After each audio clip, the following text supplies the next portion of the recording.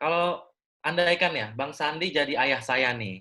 Nah, terus Umurnya berapa nih Riko nih, kalau boleh tahu nih? ya beda jauh Bang, 25. Wah, dekat sama anak saya sebetulnya. Setengah umur saya. Benar, you could be my son actually. Oke, berarti pertanyaannya pas nih. Kalau saya jadi anaknya Bang Sandi dan cuman punya uang 1 juta, terus pengen memulai sebuah bisnis, andai kata nih kita udah dengerin cerita, oh ternyata Bang Sandi itu dari seorang pekerja yang di PHK, kemudian jadi konsultan hukum, kemudian ada klien yang puas dengan produknya Bang Sandi sebagai konsultan, akhirnya trust, tahu-tahu bangun bisnis sampai besar.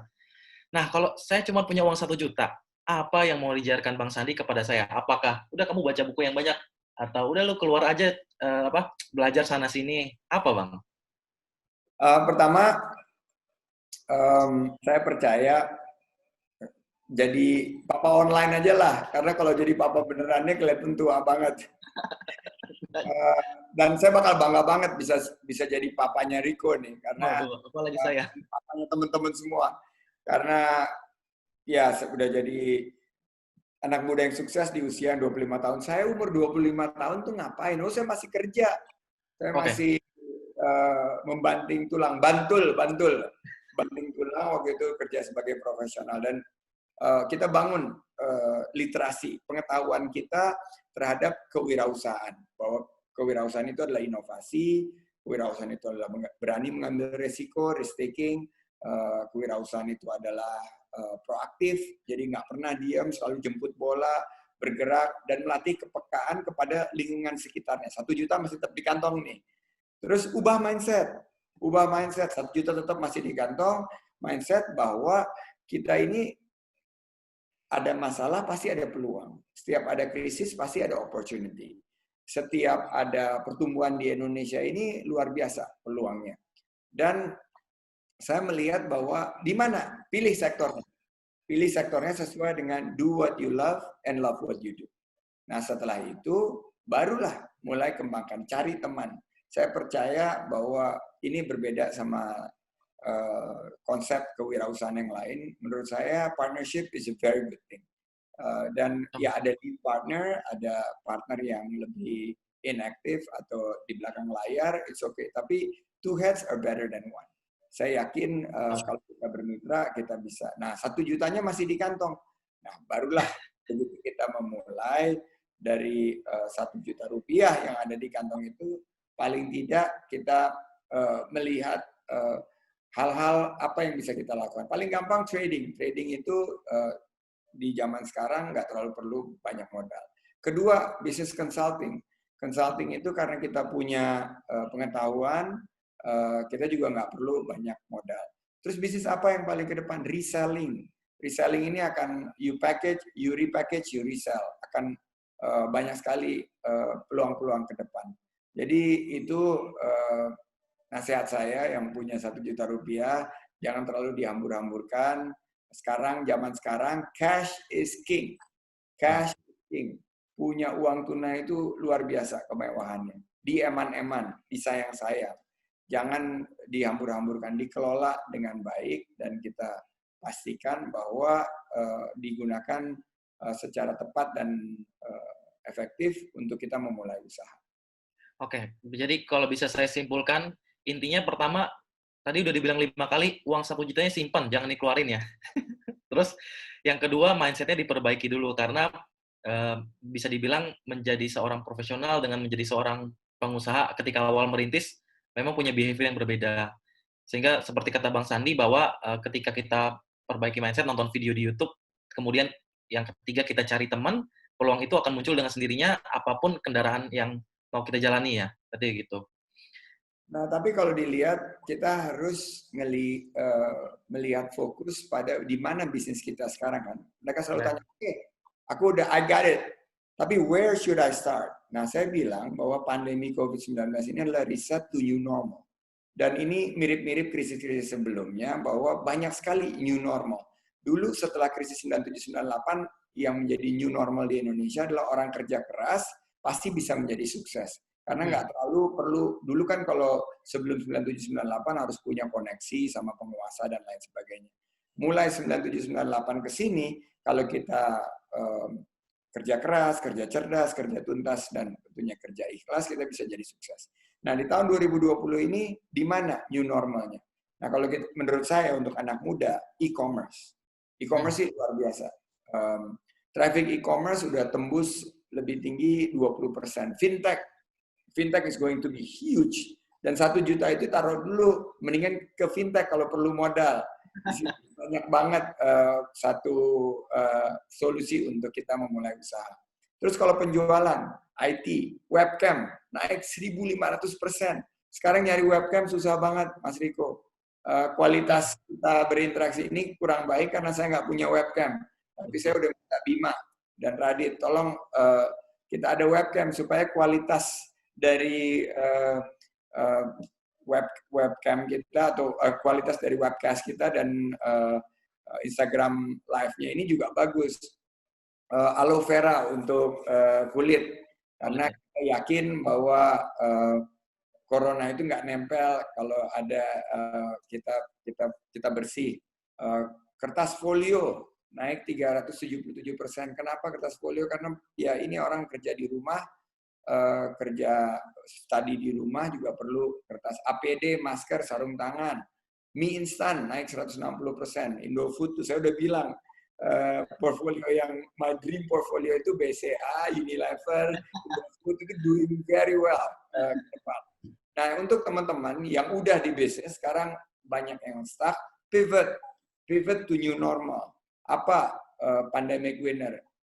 The early winner, nanti akan banyak lagi winner-winner yang lain. Tapi the early winner itu medical. Food, terutama food yang siap saji. Frozen food gila, skyrocket through the roof. Biotech, termasuk jamu. Orang jual susu jahe 2-3 kali lipat sekarang permintaannya. Terus natural medicine ya tadi ya, jamu dan lain sebagainya.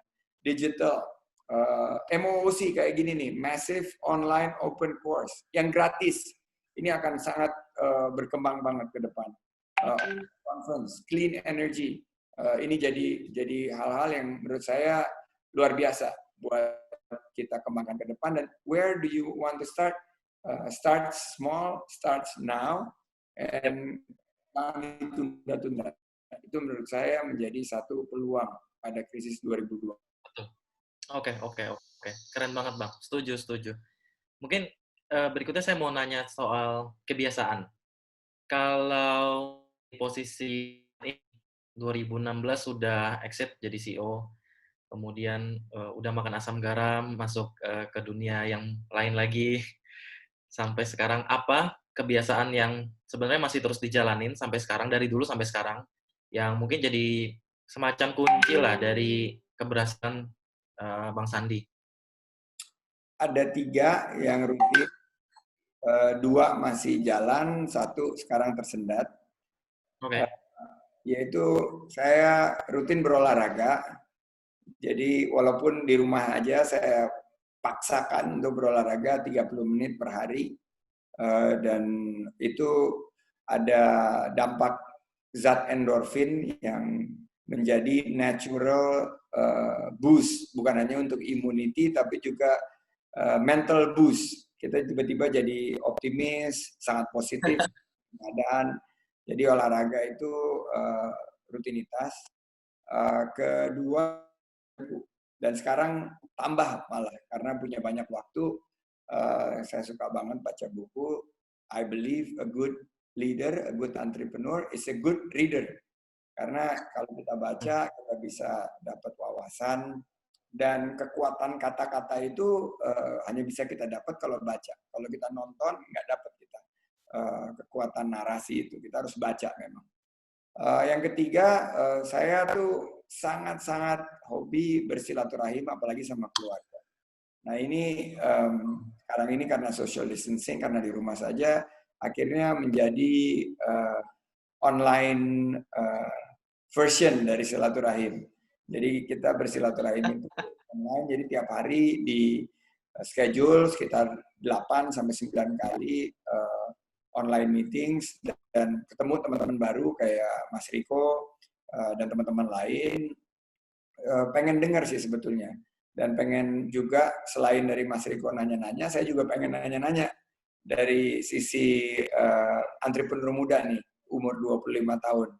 Kalau apa namanya keadaan pandemi ini, apa yang ada di benak anak-anak muda sih? Katanya kan bilang anak-anak muda ini kaum rebahan, kaum mager gitu loh. Ya. Tapi untuk yang seumur 25 tahun, udah lumayan sukses dengan dropship ini, wild ideas apa yang ada di benak? Hmm. Kalau saya waktu di Maret itu sebenarnya masih wait and see, Bang. Ini ngomongnya skala UMKM ya, jadi malu kalau ditanya. Jadi kalau Wow. di awal itu masih wait and see. Saya berpikir bahwa bulan depan kayaknya beres nih, selesai. Ya udah saya melakukan aktivitas. Terus kemudian ada kebiasaan yang berubah. Dari yang tadinya aktif dan produktif, kemudian jadi ya beneran rebahan. Jadi mulailah menikmati konten-konten di Netflix, subscription sana-sini.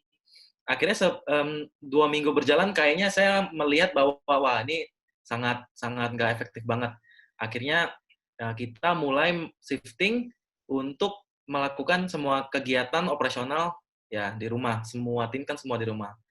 Terus yang tadinya kita fokus di printing dan percetakan kalau di industri saya, akhirnya kita pivot, kita hubungin semua teman-teman yang ada, kita kumpulin, balik lagi kita silaturahmi sama mereka. Akhirnya ya udah semua produk yang bisa kita jual, kita kolaborasikan. Kita akhirnya bangun channel ke komunitas juga, ngajak beberapa teman-teman di komunitas untuk bantu distribusi, akhirnya berjalan gitu. Dan syukurnya tidak ada satu karyawan pun di tempat kami yang dirumahkan, artinya malah tetap mendapatkan salary secara full, meskipun mereka juga di rumah atau tidak beraktivitas sama sekali gitu. Terus karena kita banyak di reselling, jadi kami punya reseller itu sekitar 120.000. Itu ya kita semua ajarin satu persatu secara gratis untuk ya udah nggak mesti jualan produk kita, tapi lakuin aja apa yang saya tadi jelaskan gitu. Nah di sisi lain ada banyak pedagang-pedagang offline ini yang contohnya waktu itu saya punya tempat langganan di pasar Minggu untuk makan mie ayam gitu. Akhirnya dia shifting kan, jadi jualan mie ayamnya itu di mentah terus dikirim ke konsumen. Nah dari post story kita datang ke mereka, kita ajarin gratis caranya jualan online, akhirnya udah jualan, jalan, story-nya kita bangun, kita lempar ke audiens lagi gitu. Jadi ya intinya yang kita lakukan adalah pivot, terus kita berbagi semangat, meskipun beda industri tapi semangat kita tetap sama, intinya gitu sih. Ini ada pertanyaan keren banget nih dari Ais Berkah nih. Ini saya seorang pegawai, tapi saya mempunyai keinginan menjadi pengusaha seperti Bapak dan Koh Riko. Saya hobi sekali berjualan. Bagaimana tipsnya menurut Bapak dan Koh Riko menjadi pengusaha tetapi tetap menjadi karyawan? Karena saya tidak bisa keluar dari pekerjaan saya. Terima kasih. Wah, ini galau tingkat dewa nih.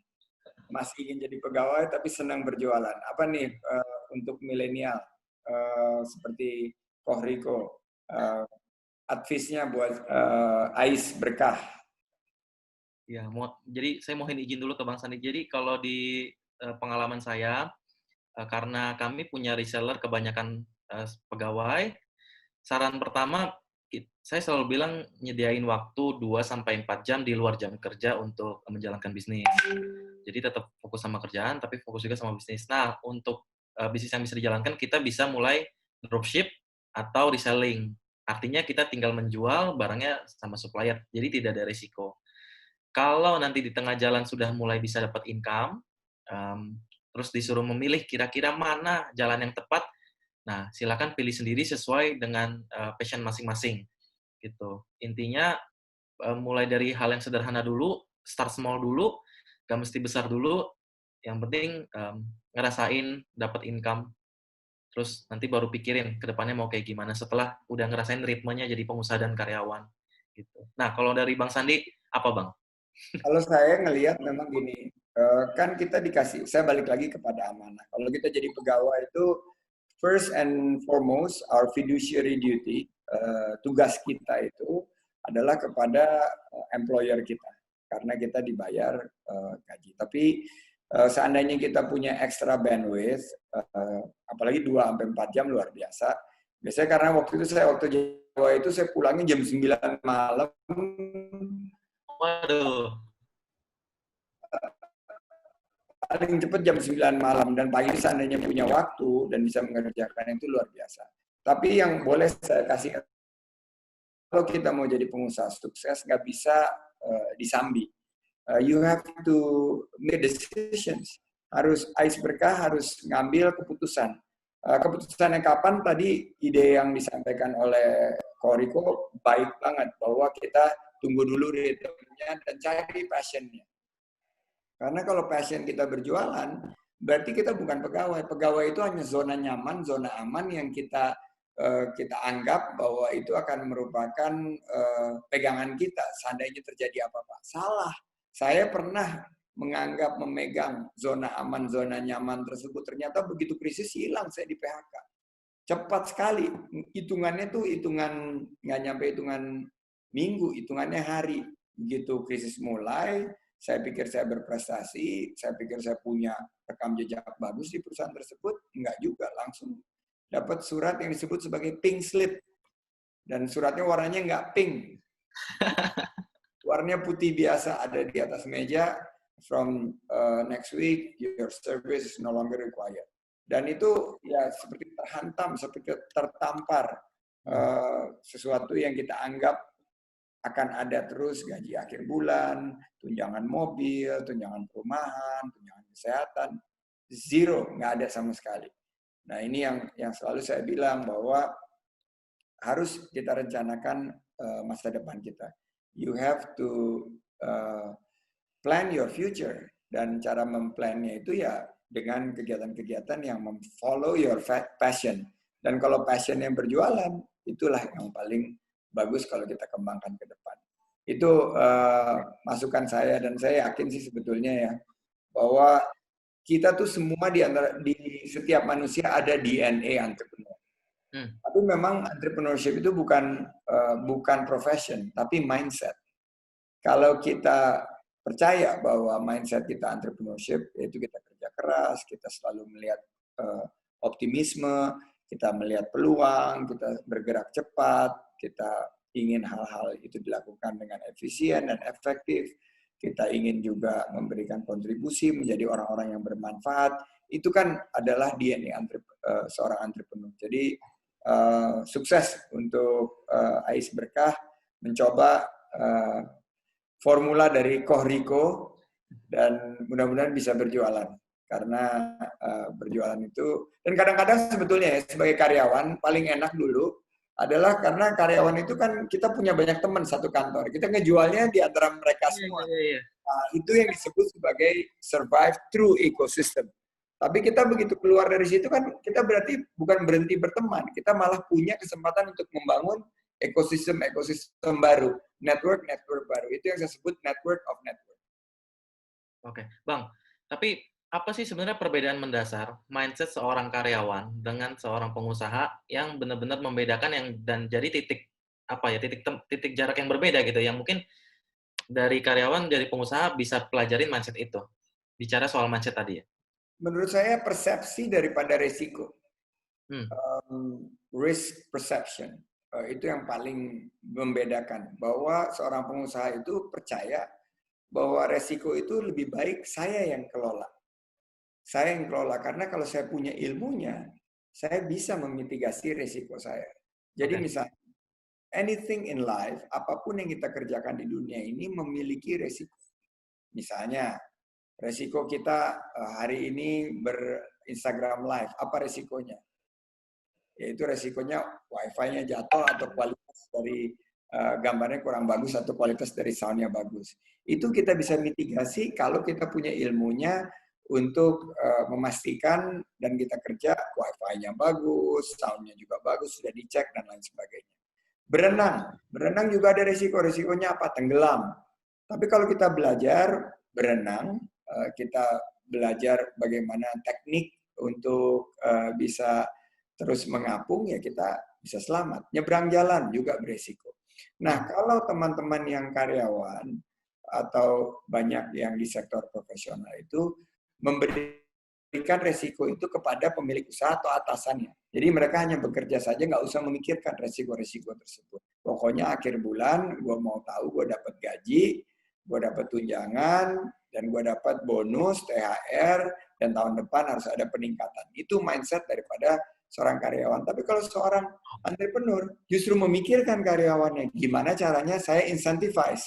Saya pastikan karyawan-karyawan terbaik ini nggak pergi dari perusahaan saya karena dibajak oleh perusahaan yang lain. Jadi saya berikan kompensasi yang terbaik, saya berikan juga pembagian keuntungan dan lain sebagainya. Jadi itulah perbedaan mindset adalah memandang resiko.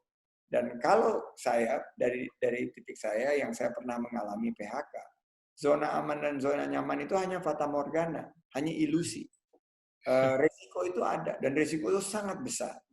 Dan resiko itu kalau tidak kita kelola sendiri sangat-sangat berbahaya. Jadi kalau kita punya dua kaki kayak tadi Ais Berkah, tolong dikembangkan dan seandainya kita kehilangan zona yang kita anggap nyaman itu, kita punya kemampuan untuk pivot, untuk melakukan hal yang kita benar-benar sukai atau kita passion. Apa pesan Bang Sandi buat semua teman-teman semua, baik itu pengusaha ataupun tidak pengusaha, menghadapi momen COVID-19?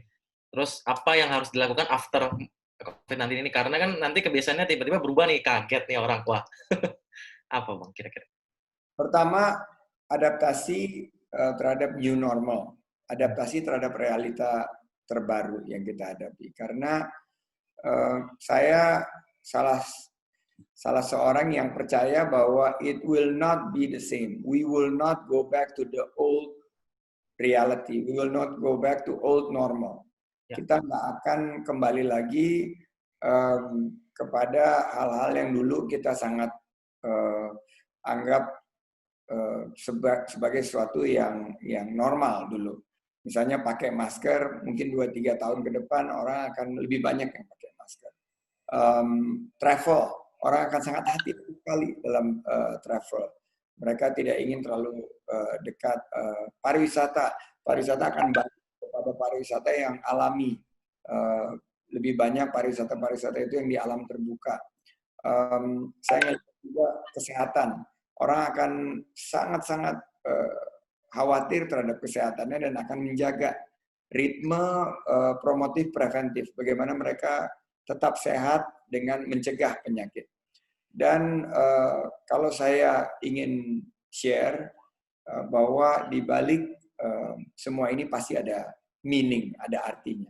Nah, orang-orang yang jeli bisa menangkap meaning atau arti daripada pandemi COVID-19 ini. Saya dari sisi entrepreneur melihat peluang.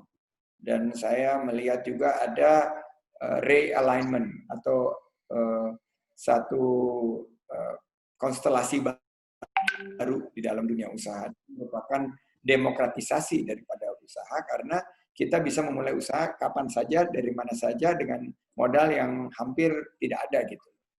Kita banyak dengar cerita Zoom yang kita pakai hari ini, luar biasa. Dia dalam kurun waktu 9 tahun sekarang menjadi salah satu orang terkaya di dunia. Karena kebutuhannya dia menghadirkan solusi untuk siapa? Untuk tadinya awalnya untuk dirinya sendiri. Yaitu karena berjam-jam dia di dalam kereta ingin bicara sama istrinya, tapi dengan Zoom ini dia tidak perlu lagi travel. Nah inilah salah satu yang kita mesti maknai dan sikapi dari COVID-19. Tapi pesan penutup di sesi ini adalah kembali sebagai bagian daripada sosialisasi dan edukasi kepada seluruh masyarakat, para netizen yang budiman, teman-teman fansnya Koriko, dan yang mengikuti Instagram saya, Facebook kita juga, dan sesi ini pertama-tama adalah satu, bahwa kita harus patuhi anjuran pemerintah untuk stay at home dan jaga jarak. Cara kita social distancing dan physical distancing ini adalah cara yang paling efektif untuk menaklukkan COVID-19. Kedua, kita harus saling peduli. Krisis ini membawa sisi kemanusiaan yang terbaik dari kita semua.